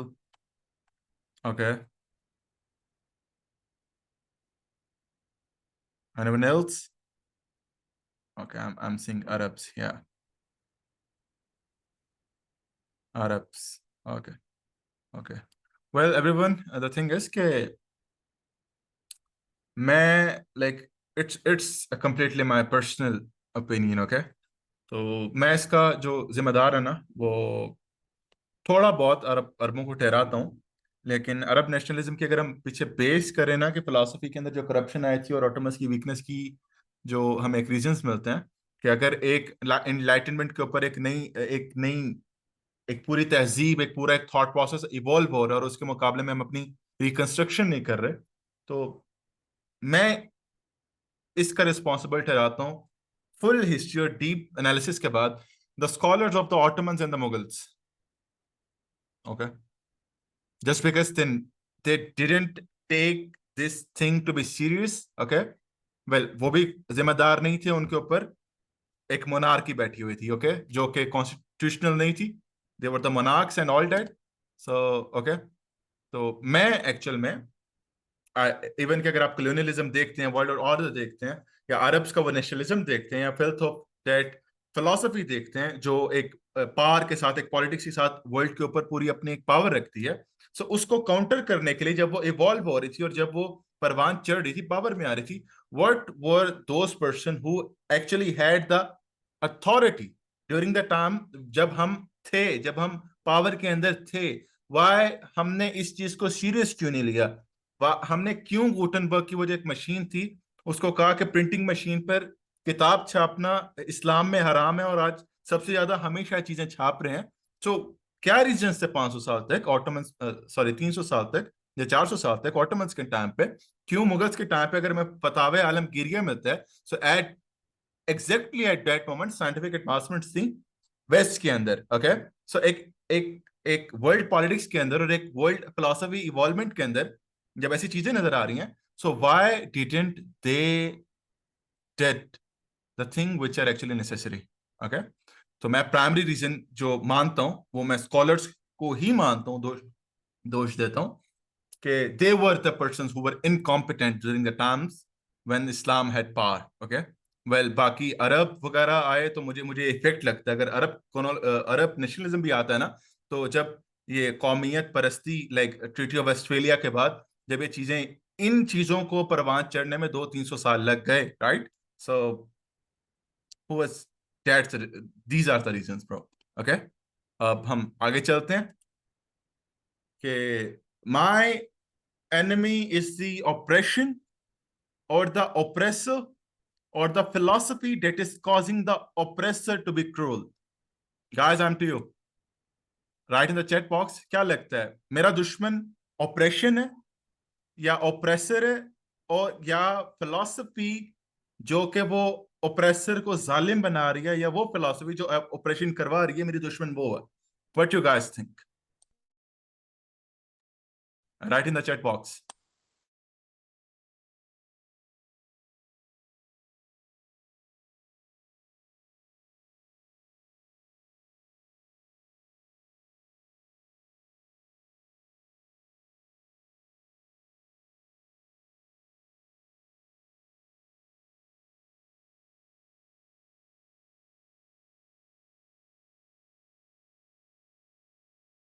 या वन थिंग, काफिर मेरा दुश्मन नहीं है, कुफर मेरा दुश्मन है। वन थिंग, ओके, अब इसकी एग्जांपल किस तरह लेते हैं कि प्रॉफिट ने जिन लोगों को सहाबा बनाया ना, all of them were the even the disbelievers और द पैगन्स। ओके, सो इस्लाम उतरता है, ये इस्लाम जिन लोगों के लिए ओपन है ना, सब के सब काफिर हैं, राइट? सो काफिर मेरा दुश्मन नहीं है, कुफर मेरा दुश्मन है। And Kufar, what is Kufar? Kufar is the corrupt philosophy. You got it? So my enemy is that philosophy which is present in the heart of that cruel oppressor. Okay? So this is the thing. I hope you guys got it. Yeah, bilkul. ठीक है? So I'm repeating it. Who is my enemy? My enemy is the oppression or the oppressor or that philosophy that is causing the oppressor to be cruel. So that's the actual philosophy which is my enemy. काफिर मेरा दुश्मन नहीं है, कुफ्र मेरा दुश्मन है। Okay, कुफ्र मेरा दुश्मन है। काफिर की मौत पर भी मचलता और जिसका दिल कहता है कौन उसे कि मुसलमान की मौत मर। इट्स द बिलीवर्स हार्ट जो काफिर को भी हालत कुफर में मरता नहीं देख सकता। Allama Iqbal. Okay, so that's the thing, मेरा दुश्मन काफिर नहीं है, कुफर है। Moving on to the next slide. Islam is in the 21st century. Guys, well, the thing is कि टाइम बहुत ज्यादा हो चुका है। मैंने बहुत सारे डिस्कशन पॉइंट्स बना के रखे हुए थे। We had an issue with the time management. Okay. So Islam in the 21st century, जिस तरह के ज़ियाद साहब ने इसे डिटेल के साथ बयान कर दिया हुआ है, we don't, हमारे पास ना एक मसला आया है आफ्टर जब यूरोपियन इवॉल्वमेंट हुई है ना, यूरोपियन फिलोसफी की, जो एक्चुअल में कुफ्र है, जो जिसका लाइक हमारी जो एक्चुअल एनिमी है, जब वो इवॉल्व हुई और जब वो स्ट्रांग हुई है ना, हमारा ये मसला हुआ कि जब हम उस टाइम पर पार में थे ना, हमने उसको सीरियस नहीं लिया। We didn't take that serious, और हमने उसके काउंटर में कोई चीज ना लिखी ना प्रेजेंट की। ओके, वेल छोटे लेवल पर काम हुआ है, एज अ सेंट्रलाइज्ड काम नहीं हुआ। लाइक छोटे कामों से, लाइक आप देवबंद के उलमा में देख लेंगे, बरेलवीज के उलमा में देख लेंगे, even that Salafis they wrote about that. आप मौलाना मौदूदी की तनकीहात पढ़ लें, you will have that idea. अब क्या होता है कि इवन जो लाइक फ्रेडरिक हर्बर्ट का एजुकेशन सिस्टम था जो हमारे यहाँ आया है 1838 के ब्रिटिश इंडिया एजुकेशन एक्ट के अंदर, वाया क्या नाम था उनका, लॉर्ड लॉर्ड में Macaulay, right, lord Macaulay, right. So what he said in the parliament, बाहर से मुसलमान होंगे, अंदर से सेकुलर, अंदर से मुसलमान नहीं रह सकते। That post modernistic thought process which is present in my mind, in your mind. So sorry to say, Mr. Usman, right? Usman, when you were talking, मुझे आपके पॉइंट्स बहुत ज्यादा पोस्ट मॉडर्निस्टिक लग रहे थे, राइट? बट क्यों? क्योंकि reconstruction नहीं हो गई। The actual philosophy of Islam की मॉडर्न डे के हिसाब से जब एम्पेरिकल टेक्निक अपने अरूज पर है, रिकंस्ट्रक्शन नहीं हुई। रिकंस्ट्रक्शन हुई नहीं हुई, नफ्सियात पर वो चीजें नहीं आ पाती और उस तरह से वो चीजें अपील नहीं करती, जिसकी वजह से हम अलाइनमेंट में नहीं जा पा रहे उन चीजों से, मतलब उस एक्चुअल साइकोलॉजी के साथ। अब चीज क्या है कि जब आप देखते हैं ना, जब आप इवन के आप सेशंस देखते हैं, यू फील के यार मेजोरिटी ऑफ लोग, इवन अगर आप अपने यूनिवर्सिटी में चले जाए ना, मैं यूनिवर्सिटी में होता हूँ, इतना पोस्ट मॉडर्निज्म आम है।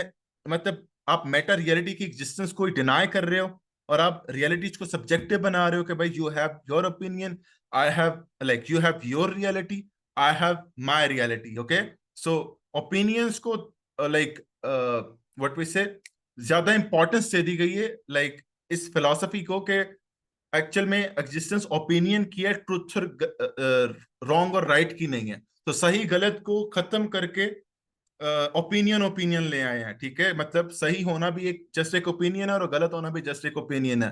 There is no matter, there is no big reality and the big conscious that should be present.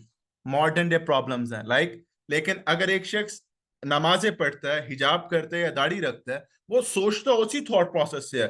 Bro, you are not in, your thought process is not, तुम्हारी अकल का जो जायका है, तुम्हारे सोचने का जायका, वही इस्लामिक नहीं है। Okay, that is the reason why we need the reconstruction of the thoughts and the thought process of the true philosophy of Islam, जिसके अंदर हमें स्कॉलर्स की तादाद बहुत कम नजर आती है।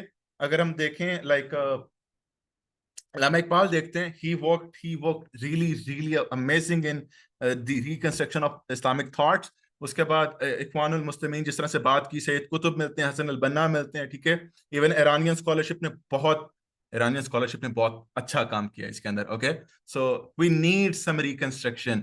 मॉडर्न डे की टेक्निक्स में, मॉडर्न डे के टेक्स्ट में, मॉडर्न डे की फिल्थ को समझते हुए, उसको एज अ वेपन इस्तेमाल करते हुए अपनी ट्रू आइडेंटिटी और ट्रू फिलोसफी की रिकंस्ट्रक्शन कैसे करनी है। ओके, रिकंस्ट्रक्शन कैसे करनी है, उस 1400 साल पुराने बीज को आज की मिट्टी में बोकर किस तरह से उससे पौधा निकालना है।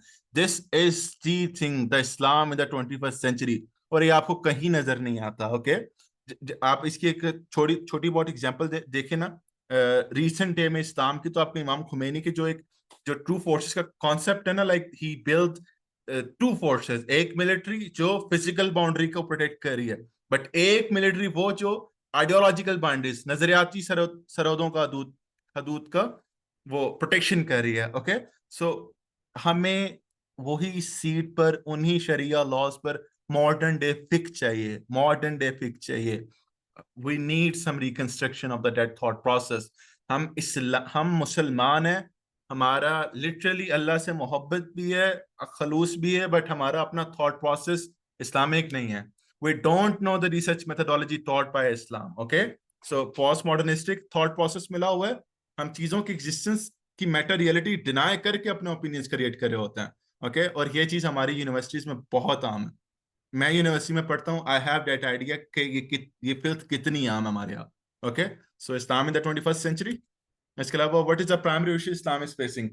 नथिंग अदर देन, सबसे बड़ा इशू जो इस्लाम का है ना, वो सर साहिल ने आज से 2 साल पहले मुझे कहा था कि बेटे वो मुसलमान है, और मैं आज भी उसी पर कायम हूँ सर के उस जवाब पर।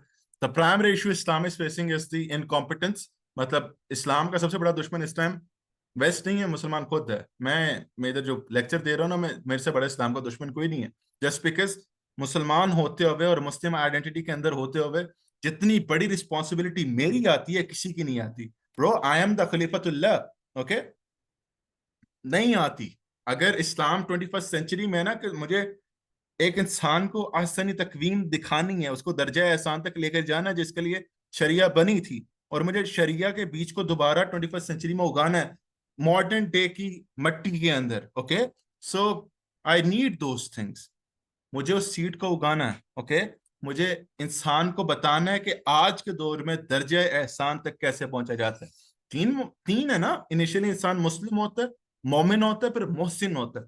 मोहसिन क्या होता है? एहसान करने वाला, मतलब ईमान की सबसे पीक फॉर्म, ओके। मोहसिन से एहसान, एहसान मीन द लक़द खलक़नल इंसान फी अहसनी तक़वीम। वो अहसनी तक़वीम, वो दर्जा एहसान, वो मोहसिन बनना, वेल तसव्वुफ की डेफिनेशन भी द टीचिंग्स ऑफ एहसान ही होता है। सो आज के दौर में वो दर्जा एहसान या वो एहसानी तकवीम में किस तरह से लेके जाया जा रहा है, वो स्ट्रेटेजी क्या होगी? That is the primary issue Islam is facing. Mean to say, अगर वो प्राइमरी इशू ऑटोमन से स्कॉलर्स या ये स्कॉलर्स ऑफ मुगल सॉल्व करके जाते हैं ना, जब इवॉल्व हो रही थी ना यूरोपियन एनलाइटनमेंट, हमें इशू उस तरह से और सोच के जायके उस तरह से करप्ट ना मिलते। That is the thing, okay. So this is the main primary issue, the reconstruction of that seed, of that thought process, which is actually our own identity. हमसे बड़ा दुश्मन कोई नहीं है, बिकॉज हम अपनी ही आइडेंटिटी को ओढ़ नहीं रहे। That is the thing, modern day के हिसाब से लेकर आना, okay. So that should be our most like forehead priority. मेरा बच्चा है, मेरी बच्ची है, मेरा रिलेटिव है, या मुझे किसी से मोहब्बत है, I have to train that person, और मुझे उसको प्राइमरी इशू बताना पड़ेगा। जब तक प्राइमरी इशू कंट्रोल नहीं होएगा, सोल्यूशन नहीं आने वाला, ओके। मेरी यूनिवर्सिटी में भी यही मसला है, मेरे घर में भी यही मसला है, मेरे ऑफिस में यही मसला है, मेरे गली मोहल्ले में यही मसला है। प्राइमरी इशू की समझ ही नहीं है, दैट्स इट। वो दर्जा एहसान या आसानी तकवीम का कॉन्सेप्ट नहीं है, okay. So do we need reconstruction of thoughts? Of course we need reconstruction of thoughts. So Sayyida Khadija wrote about Iran. Iran is doing, like, what we say, exceptional work, literally exceptional work. वो movies बना रहे हैं जो Islamic thoughts को reconstruct करती हैं, right. वो इन चीजों को क्या इनकरेज करें जस्ट बिकॉज उन्होंने भांप ली है। वहां चीजें आपको इवन के वशीयत से चीजें सेंट्रलाइज मिलती हैं इमाम के हाथों पर, ठीक है। वो जो भी उनका एक फिलॉसफी है, एज एन अहले सुन्ना, I have some differences from them, but हम क्या रिकंस्ट्रक्शन देख रहे हैं? क्या इस्लाम को इस सदी के अंदर कहीं पे देखना हो तो देख सकते हैं। लामा इकबाल, क्या लामा इकबाल ने लिखा है? Allama Iqbal wrote about Tehran, if you want to see Islam in this century, go to Tehran. Allama Iqbal के अल्फाज थे, ओके। गो टू ईरान, तू ना मिट जाएगा ईरान के मिट जाने से, नशाए मैं को ताल्लुक नहीं पैमाने से, आया है यूरश तातार के अफसाने से, पासमा मिल गए काबे को सनम खाने से, okay. So these types of things, bro, brothers and sisters, okay. So our next thing is so what now?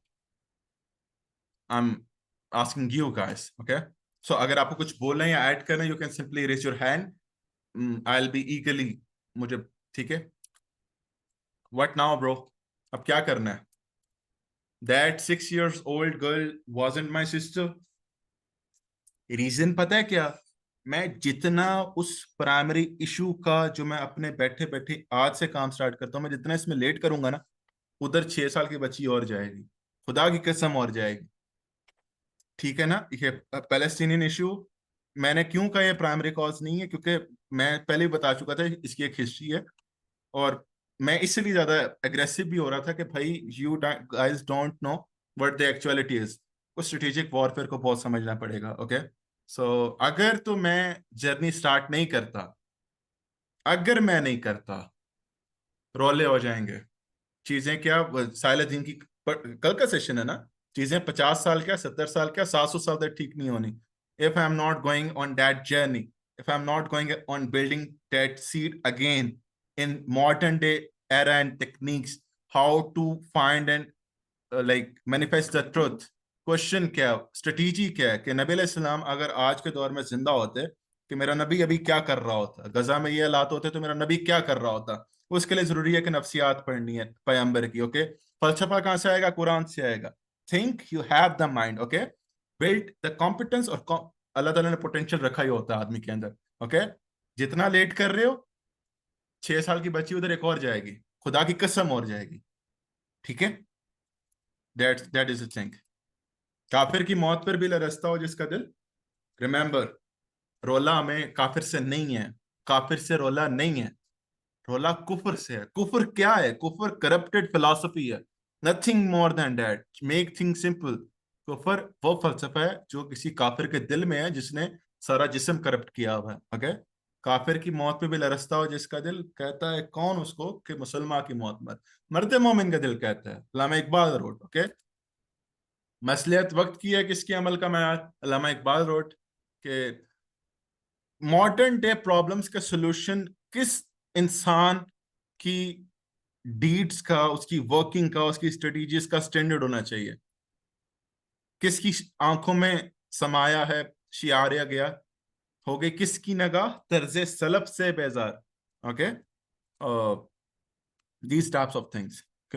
मेरे अमल का ये स्टैंडर्ड है, मयार है कि मैं वक्त की मसलियत करूं, मैं वक्त की प्रॉब्लम मॉडर्न डे लाइक मैं व्हाट टू से, मैं एक मॉडर्न डे सन बनूं, मैं इब्नुल वक्त बनूं और प्रॉब्लम सॉल्व करूं। मेरे अमल का मयार ये है। ओके, मुस्लिम है हम, वतन है सारा जहां हमारा। अल्लाह ताला रोट इन कुरान। भाई, यूनाइटेड स्टेट्स का मसला ना मेरा मसला है, लिटरली लिटरली मेरा मसला है। अगर उधर इनजस्टिस या खुद उधर मसला है ना, सर साइलिश पे बात करते रहते हैं, मसला वो मेरा है।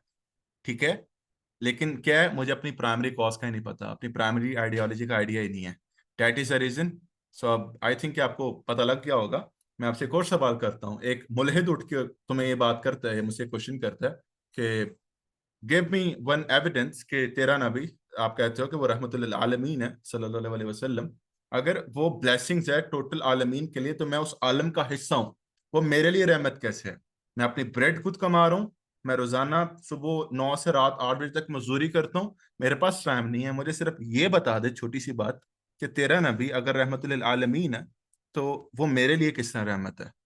Ask yourself a question, simple सा क्वेश्चन है कि तेरा नबी अगर रहमतुल्लिल आलमीन है तो मैं आलम से बाहर तो नहीं हूं, तो वो तो मेरे लिए भी रहमत है।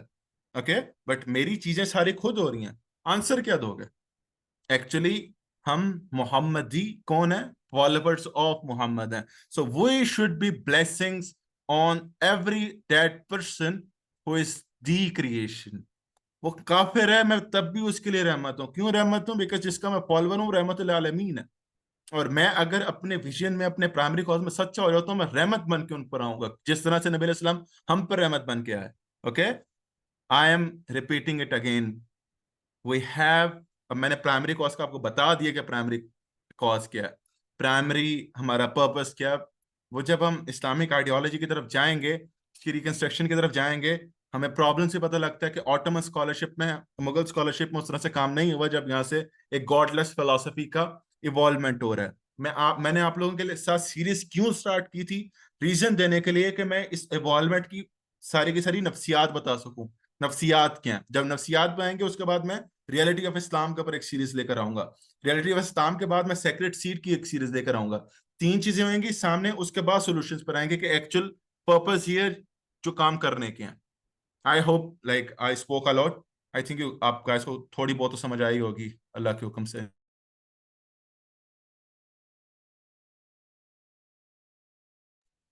Yes Khatija, the philosophy is dynamic, it could never be static. और अगर आप इमाम गजाली का पढ़े ना, के अंदर he wrote about lot about that के दीन तवाजुन अक्ल और रूह, अक्ल और रूह का तवाजुन है। और ये तवाजुन, ये इक्विलिब्रियम स्टैटिक हो ही नहीं सकता, ये डायनामिक रहता है हमेशा। या इट चेंजेस और रिलेटिव है, और ये डायनामिक्स होते हैं। या अल्हम्दुलिल्लाह अल्हम्दुलिल्लाह। Okay, good. So one thing, question है पूछो, क्वेश्चन है तो पूछो। रिमेंबर, आपकी गली में अगर कोई मुल्हिद भी रहता है ना, उससे मोहब्बत करना आपका फर्ज है। नबी इस्लाम के सामने से कुफर, एक काफिर का जनाजा उठता था ना, नबी इस्लाम खड़े होकर क्यों क्यों खड़े हो जाया करते थे? फतेह मक्का के ऊपर नबी इस्लाम काफिरों की मैयतों पे जाकर रोए थे। जब हजरत खालिद बिन वलीद से पांच, कुछ रवायात में 3 आता है, कुछ रवायात में 5 आता है, कुछ रवायात में 7 लोग आते हैं। जब हजरत खालिद बिन वलीद को रसूल खुदा ने हुक्म किया था कि किसी बंदे को मारना नहीं है, लेकिन हजरत खालिद बिन वलीद से बंदे मर गए। नबी इस्लाम काफिर की मैयत पे जाके क्यों रो रहे हैं? एक काफिर हालत कुफर में मर रहा है ना, ये भाई वो इब्न अल आदम है, वो खलीफतुल्लाह का चांस उसके पास था, लेकिन वो हालत कुफर में चला गया, मुसलसल आग में चला गया। काफिर की मौत पर भी लरसता है जिसका दिल। जब तुम मोमिन हो ना, जब तुम्हारी जो आइडियोलॉजी है वो सेक्रेट सीट पर आ चुकी हुई है और तुम अपने उस इस्लाम की चीज पर हासिल हो चुके हो, काफिर हालत कुफर में जा रहा है, तुम्हारी अपनी दिल को लर्जा तारी हो जाता है कि how can I, he is my brother. अगर वो करप्ट फिलॉसफी में भी है, वो काफिर है हालत कुफर में, मुझे मसला कुफर के साथ है। ओके, नबी सलाम ने जिन लोगों को मुसलमान किया वो सब के सब काफिर थे, डेट्स इट। ओके, मसला कुफर के साथ है, और वो किस तरह करना उसकी भी एक डिफरेंट स्ट्रेटेजी है, उस पर हम अलग टॉपिक्स रखेंगे, ठीक है। सो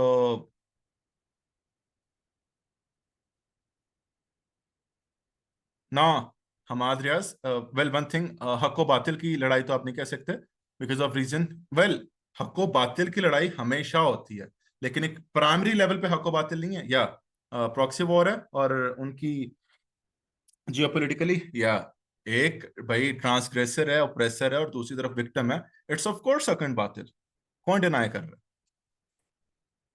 वेल अगर आप कहो कि ये इस्लाम बा मुकाबला वो है, तो नो ब्रो, आपको आइडिया है कि even Palestinians do not have that true.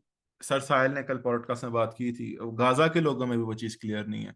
यही तो मसला है असल में, they have their own priorities and interest. Okay, okay, okay, anyone, if anyone like to add something, जियासो?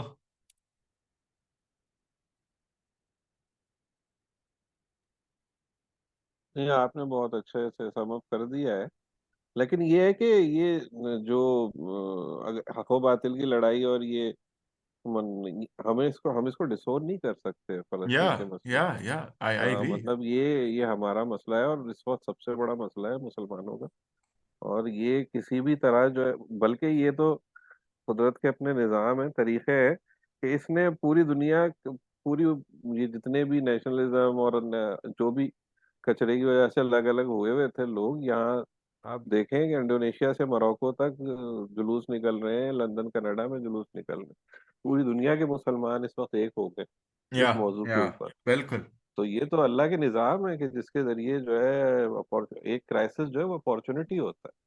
तो या अगर ये क्राइसिस, मतलब अल्लाह करे नहीं होता, लेकिन ये अब हुआ है, तो इसका एक पॉजिटिव साइड भी है या कि मतलब कौन सा ऐसा पॉइंट है, आप मुझे बताइए इसके अलावा, जिसके ऊपर यानी शिया सुन्नी शाफी या या हम्बली देवबंदी सब या खड़े हुए हो। आई एग्री, तो आई एग्री। अल्हम्दुलिल्लाह अभी आप देखें, हमास सुन्नी फोर्स है, उसने या पहला अटैक किया, अभी दूसरा अटैक किसने किया? लबनान से हजबुल्लाह ने। हिजबुल्लाह ने, या ऐसा दैट कब, शियाज, हाँ, अब शियाज। ऐसा हो सकता है कभी? ऐसा कभी पूरी दुनिया में कोई, आप मुझे एक जगह बता दें कि जहाँ पे ये इस तरह का कोई काम हुआ होगा, पहला सुन्नी ने किया और दूसरा इंडिया या वो शिया ने किया। इवन तो द ये तालिबान। तो कुदरत का हाँ, तालिबान के अंदर भी मतलब वो नॉर्दर्न अलायंस हो गया था ना, उन्होंने अलग कर लिया था, नॉर्दर्न अलायंस ईरान की साइड हो गया था, या और हिजबुल मुजाहिदीन सुन्नी करके साइड पे कर दिया, लड़ते रहे आप वो तालिबान के 90s अंदर में। भी देखें कि वो आपको फातिमिट्स मिलते हैं, 17 to 20,000 पीपल। ओके, आपको उधर हम्म। सलाफीस में मिलते हैं, सूफीस में मिलते हैं, इवन इन द हाँ, तालिबान साइड। या हाँ, नहीं, लेकिन जब जब जब इनको निकाला गया था रूस को 90 में, तो उसके बाद ये दोनों आपस में लड़ रहे थे ना, यानी कि एक प्रो ईरान और एक प्रो पाकिस्तान, दो हिस्से बन गए थे, नॉर्दर्न अलायंस और हिजबुल मुजाहिदीन। और वो या लड़ रहे थे आपस में लड़ते रहे वो कई साल, या और या खाने कबाब में जाके मुआहदा करके आके भी फिर लड़ते रहे। या लेकिन ये देखें अपॉर्चुनिटी कि यहाँ पे जो है इकट्ठे वो हो ये रहे हैं, पहला यूनिटी। हमला जो है वो यहाँ से हो रहा है। हाँ, यूनिटी है ये। या और कैसे या होती है यूनिटी? हताल या से बड़ी कौन सी यूनिटी है? या वो या तो मुंह से बोलना या माल देना तो लो लेवल था ना। या हताल से बढ़ के तो कोई यूनिटी ही नहीं है। या तो इस क्राइसिस में भी अल्लाह की खैर हो सकती है, अल्लाह ताला के रास्ते हैं, उसके अपने या आप तरीके हैं चीजों को करने के। तो अल्लाह हमें भी उसका रास्ते में कोई काम दे दे ओके। और हमसे ले ले तो बड़ी बात। Ali Irtiza wrote कि importance of Jerusalem for Muslim is same as the importance of Jerusalem for Christians and Jews. Bro, yes, point ठीक है, लेकिन क्रिश्चियनिटी तो उस तरह से फिलोसफी एग्जिस्ट करती नहीं है ना, आपको उस तरह से वो लाइक जिस तरह हम कहते हैं ना कि लाइक फंडामेंटल क्रिश्चियंस उस तरह से एक बड़ी अमाउंट में सेंट्रलाइज होकर मिलते हैं। या हम जेरूशलेम कह सकते हैं, नो डाउट हिस्टोरिकल फैक्ट है, आप अगर ड्यूरिंग टाइम्स ऑफ रोमन्स भी देख लो। So yes, I agree to you. Anyway, guys, I hope you guys got something, or now we are living, or Amar, your question is कि I think the main problem is Muslim are not united on their own page. भाई बात देखें, सीधी सी चीज है, मैं अपने पिछले sessions में भी ये बात कर चुका हूँ कि जो यूनिटी है ना, जो खिलाफा है, खिलाफा means that your politics will be centralized, ठीक है। पॉलिटिक्स के लिए सेंट्रलाइज्ड पावर रिक्वायर्ड होती है, ओके। सो सेंट्रलाइज्ड पावर के लिए ना आपको सेंट्रलाइज्ड बिलीव सिस्टम चाहिए होता है, सेंट्रलाइज्ड आइडियोलॉजी चाहिए होती है, या एक सेंट्रलाइज्ड एग्रीमेंट चाहिए होता है, ओके। सो सबसे कोर काम, बुनियाद काम फलसफे का होता है, ओके। हमने इंपॉर्टेंस ऑफ फिलोसफी पहले भी डिस्कस कर ली हुई है बेतहाशा। सो हम कभी भी अपनी कोर फिलोसफी की तरफ जा ही नहीं रहे। यही बात तो मैं मैंने आज भी रिपीट की है कि व्हाट इज दैट, ओके। सो जब तक सेंट्रलाइज्ड और वो रिकंस्ट्रक्टेड थॉट्स डेवलप नहीं होते, कोई सेंट्रलाइज्ड एग्रीमेंट या कोई सेंट्रलाइज्ड आइडियोलॉजी एग्जिस्ट नहीं करेगी, जिसकी बेस पर कोई सेंट्रलाइज्ड बिलीफ सिस्टम नहीं आएगा। और जब तक बिलीफ सिस्टम नहीं आएगा, कौन पागल है अपने रिसोर्सेज दे? अगर उसे बिलीव ही नहीं है, उसकी आइडियोलॉजी वो अलाइन ही नहीं कर रहा, वो अपनी पावर, अपने रिसोर्सेज कभी भी नहीं देगा, okay. So you need to build that centralised politics, you need to build that centralized ideology, that centralized belief system that will result into the centralized power. Centralized power will convert into the centralized politics, and then the centralized politics will cause the khilafah and khilafatullah alal ard. Okay, so that's the thing. Okay, हमारा काम अभी अगले 20, 25, 30 साल के अंदर ही है, हमें centralised philosophy के ऊपर काम करना है। हमारे से अगली नस्ल सेंट्रलाइज्ड पावर पे काम कर लेगी, उससे अगली नस्ल सेंट्रलाइज्ड पॉलिटिक्स पे काम कर लेगी, ओके। 70-75 साल है, but we will get those things. उधर भी देख लो ना, उधर भी लाइक अल्लाह अल्लाह की काम है ब्रो, अल्लाह हमें जल्दी भी दे सकता है, मसला नहीं है, अल्लाह निकाल सकता है ना, बट अल्लाह के कुछ असूल है, स्ट्रेटेजी ऐसी रहेगी, ओके। बाकी वल्लाहु आलम, okay. So guys, I think we should quit right now. और अगर किसी का कोई पॉइंट है, if someone want to speak something और ऐड समथिंग और लाइक आस्क समथिंग, ही और she can. I will wait for like 2 minutes and yeah, we are ending now. That was a good session. Thank you everyone for being patient and being here.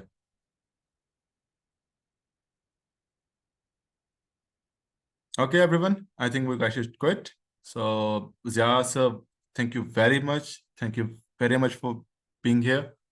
Allah Hafiz, Allah ki aman mein. Allah.